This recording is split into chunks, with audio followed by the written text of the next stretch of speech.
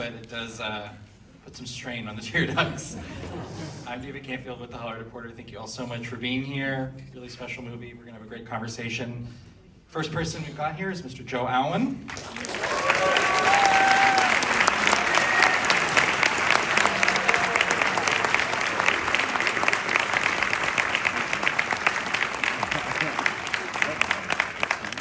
Jupe.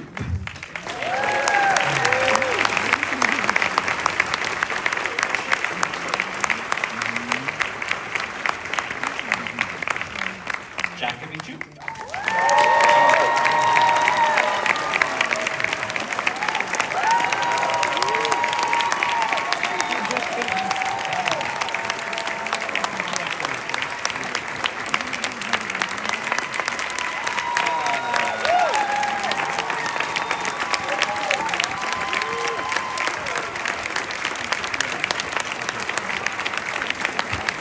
Jessie Buckley.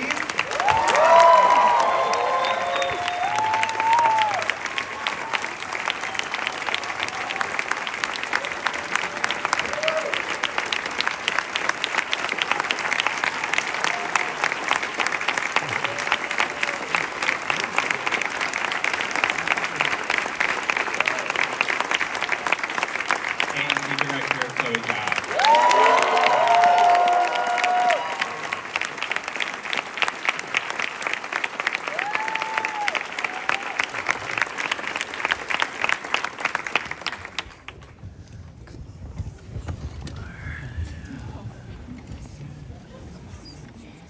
So many people.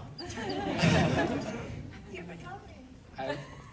I'm sure we've all seen now this movie hitting people so hard over these last few months. So I did want to start, Chloé, just by asking what it's been like to share this movie since the Telluride premiere. It's been amazing.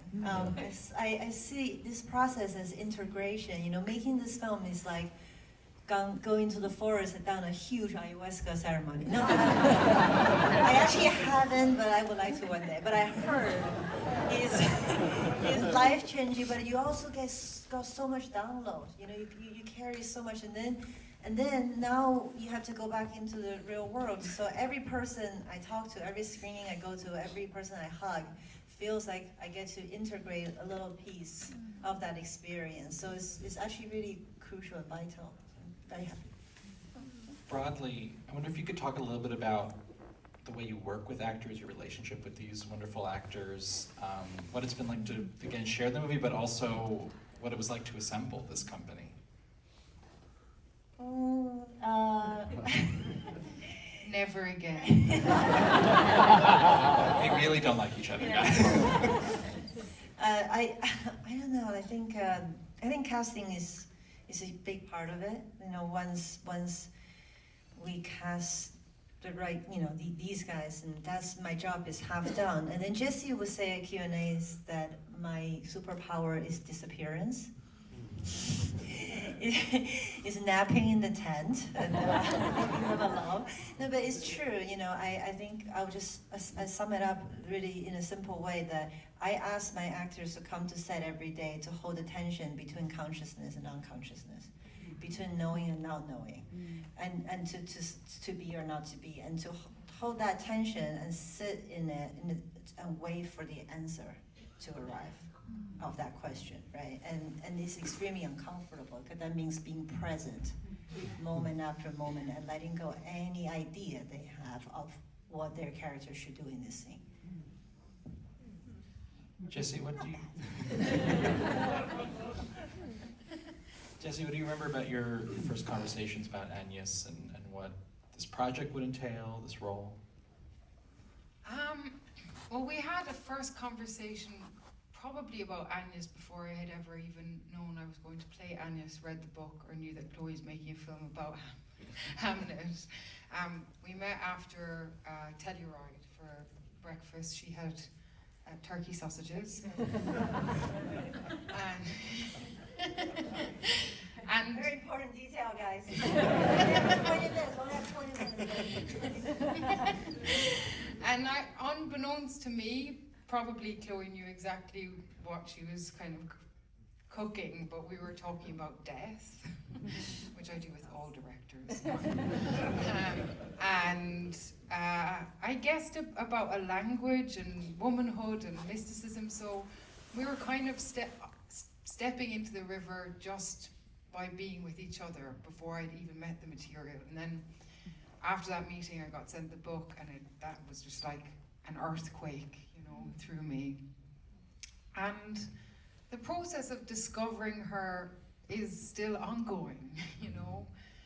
I think what's been so incredible about this journey is that it hasn't been finite, you know, even being out in the world with it now, we're still discovering what it is we experienced. And Agnes was such an alive, engaged, curious, mystical, but also clear, you know, soul.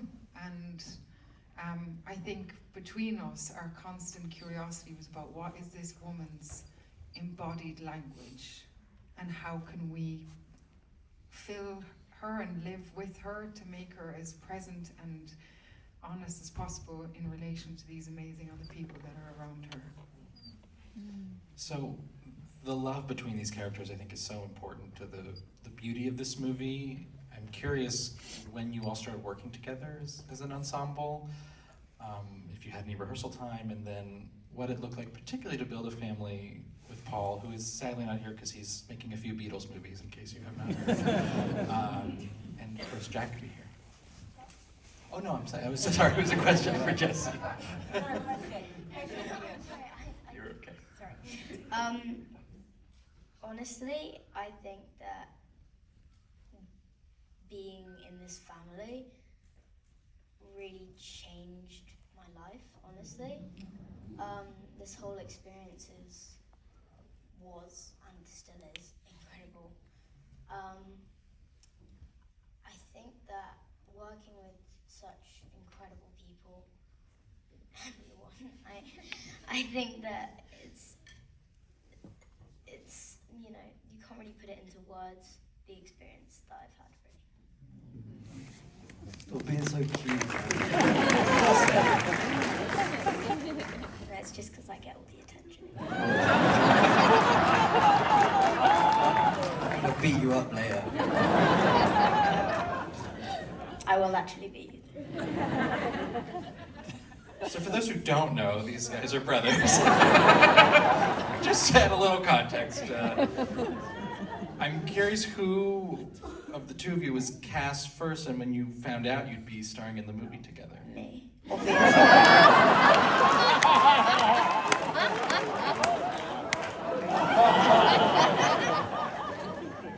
Yeah. Yeah, JB was cast first. I got Basically, I got him the role. this role through nepotism. Yes, that is true.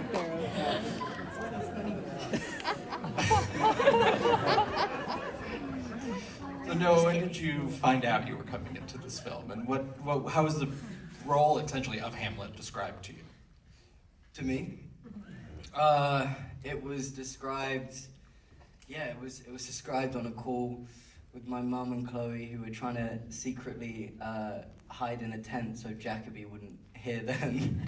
And yeah, they basically just called me and said, "Do you want to come and play Hamlet?" And I was like, obviously yes. And yeah, I think it was, I knew all about the project already through Jacobi. I knew what was going on and the story and his character, and it was sort of an opportunity to come and tie the bow in this film and sort of end this film strong and be a part of it, which I'd heard from Jabes was a truly incredible experience. So I think, yeah, it was awesome to hear about it and to get the opportunity. So yeah, thanks, bro.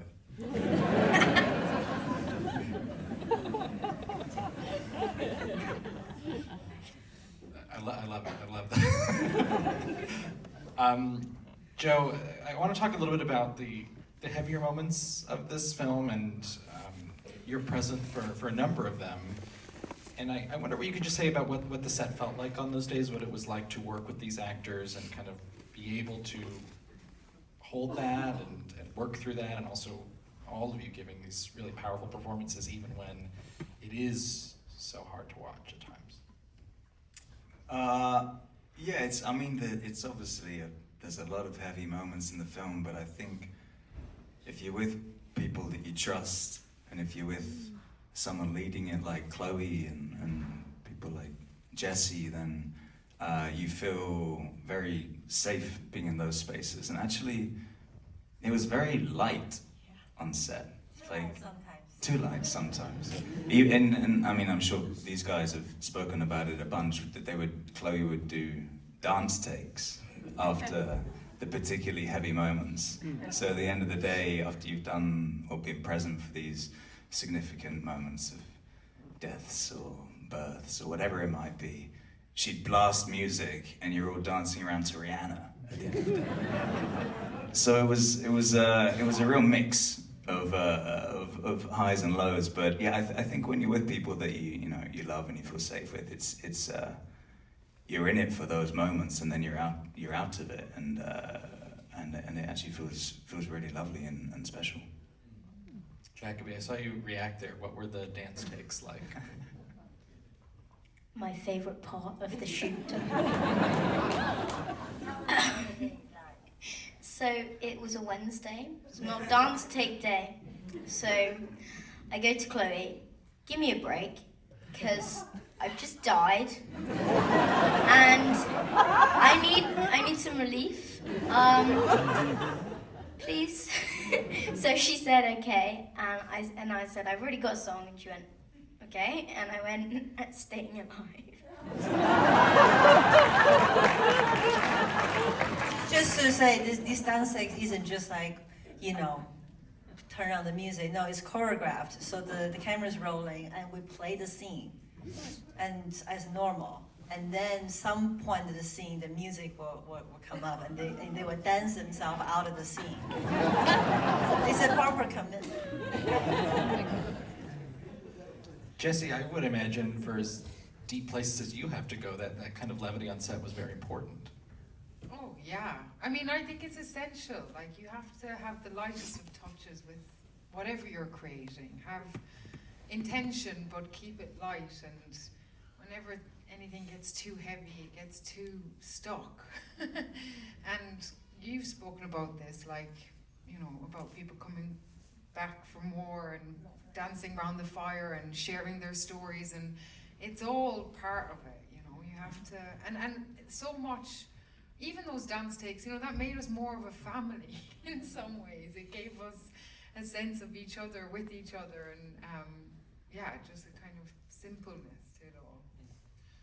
Joe was talking about Chloe leading the way, and I wonder if you two could just talk a little bit about how your relationship evolved. I think so much of this film is about director and star here, and the way that we feel the two of you connected in the making of this movie.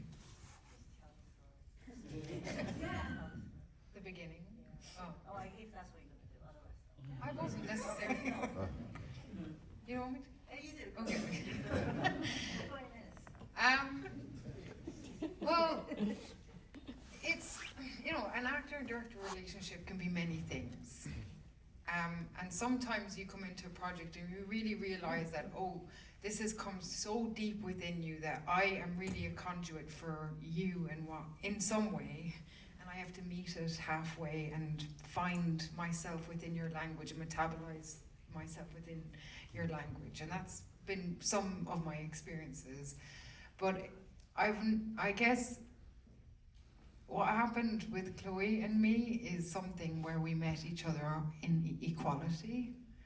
And Chloe, and it started very early on in our relationship. I was filming The Bride in New York, and Chloe was there, and we'd maybe spoken 3 or 4 times, not a huge amount. And I just sent Chloe a message saying, thinking about you, hope you're okay. I was not okay. I was going through a really hard time. And it was 1 a.m. and she texted back and said, I'm not. And I said, well, come over.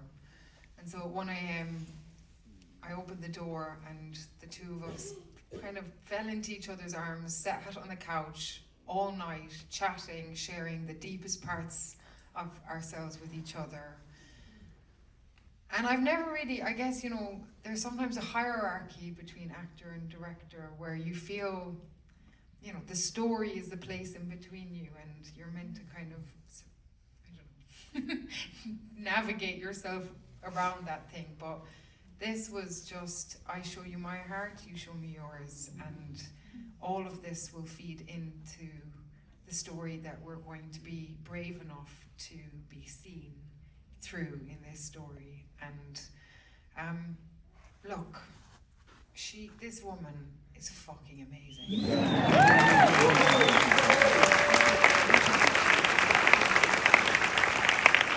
She is an incredible leader, and she, I'm gonna sit in a Very uncomfortable. She is an incredible leader because it's not born out of ego, it's born out of community. And as a leader, she's constantly on an exploration and excavation of herself, where she almost wants to become the world that she has decided to choose her, but also that she's chosen to like let herself go in. And it's very rare that you get somebody who it's very rare that you get a leader like that who's consciously leading from a feminine point of view, exploring the language of cinema through that point of view, and trying to tenderize the edges that have become hard in our industry and in our culture with her heart. And I think she is a master. I mean, she's done, I don't know, 5 films? And I just know that this is somebody incredibly special that will shift culture.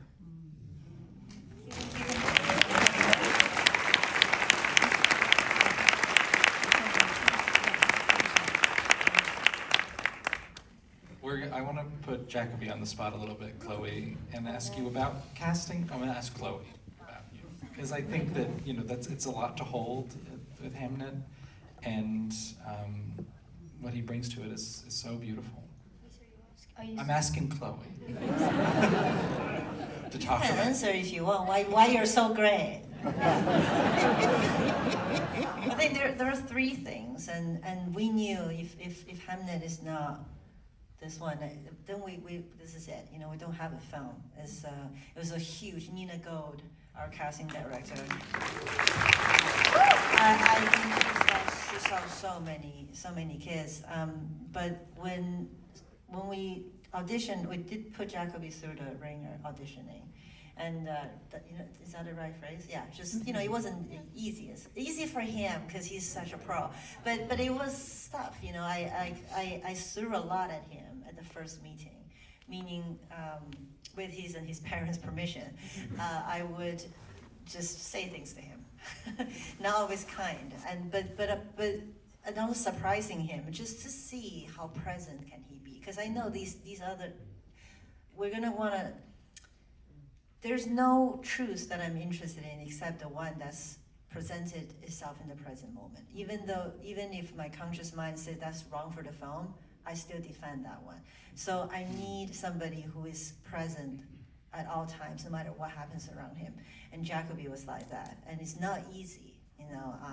And so that's one thing.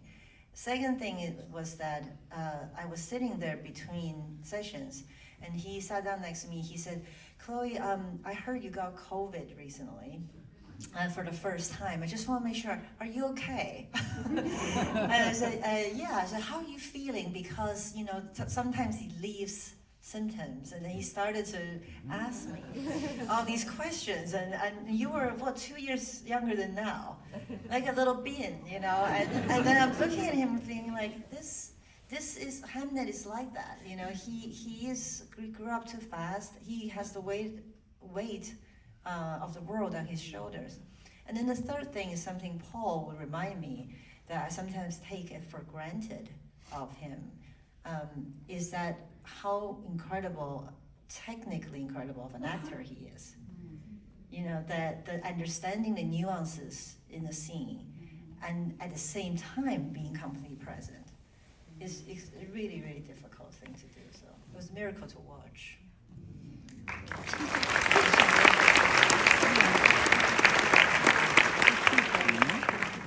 I actually remember my favorite detail of the first meeting was I get in the room and you don't even tell me your name. And you just go, I'm taking your dad away in a van. He's never coming back, and you have to persuade me to let him go. And I was just... He's right outside in the car. He's about to go. Maybe a tip from Steven Spielberg. Not exactly that, but he said, you know, the E.T. audition. Yeah. So that's basically my version of that. It was a much more hardcore version. Knowing what you have to go through in the film. Yeah, absolutely. That's amazing. I do want to ask a little about the extraordinary ending of this film. I know you two have talked about it a lot. So, Joe, I actually want to ask you what it was like to film that and just kind of be there with that in that incredible energy. Yeah, I was saying yesterday, one of the bits I was so excited about was that final journey to the globe and seeing what that would feel like. And we were there for, was it 4 or 5 days in the end? 10 total. 10? Yeah, but 4 or 5 in the final intense. Oh, so in the final section of watching the play, it was incredible. It was a room, a theatre full of people who all became, through Chloe's and this wonderful woman, Kim, who we worked with, who does kind of dream work, through everyone became so invested and willing to give all of themselves in the moment over these days to watching this performance on stage. It was like this kind of collective therapy or something. And I've never experienced something like that en masse before, and it felt like incredibly focused and cathartic and unique and really moving to see everyone be so vulnerable in front of each other, whether you were being seen on camera or not, to be honest. Like, you could just feel it around you with 400 people or whatever it was. It was just so special. And we had Max Richter like blaring throughout the whole thing. People were just in another place, in another zone. And Chloe would come out and speak and lead these kind of almost kind of meditations of putting us in a certain frame of mind, and everyone seemed to kind of just get lost in it. And also just being in a recreation of the globe like that was magical. I mean, that's like always such a special part of being on a film, is seeing these other worlds that are created, and to step back into a place like that it was really, really special. Yeah. And Noah, you have to perform, it was essentially the first production of Hamlet in front of this audience. No pressure. Got a lot better from there. No pressure, yeah. There's an incredible moment, obviously, with you two sharing the stage, and if I have it right, that wasn't initially planned, that Hamnet would come back. Can you talk about that a little bit from your perspective? Yeah. I mean, also, I will say, like, just on Joe's point, I think that coming into it, you know, reading the script and seeing the character of Hamlet, you know, all these monologues, feel really alone. Like, they feel lonely. It feels like you're doing them, you know, to a faceless audience, and, you know, you're having to perform sort of on your own out there. And I was really nervous about it. But then this experience of all these people that Chloe, you know, created this environment where everyone was connected. And I mean, Jessie particularly, I remember the first day, like, walking out, doing the dress rehearsal, and Jessie was there, and it was just her, because none of the background actors were there yet. And suddenly I had someone to act to. So someone I had suddenly I had someone to share the scene with, and it wasn't lonely anymore. And I think it was like the most beautiful experience and environment that was created. And I think then obviously Jacobi had to join in with that, because I think that it was so, you know, like it was such a special place, and I think it was created from the crew and Chloe and Jessie's love for Jacobi, honestly. Is when I got to set, everything was like, you're Jacobi's brother, oh my god, I love him. He's the best. He killed me, he fucking destroyed me the other day. And you know, I just felt this sense of like support for him and for our family, and like, you know, and so I think that that was then, you know, he had to be part of that last scene. He had to sort of come and end the film with all of us. So yeah. Can you talk about that a little bit, Jessie? That last moment with Hamnet?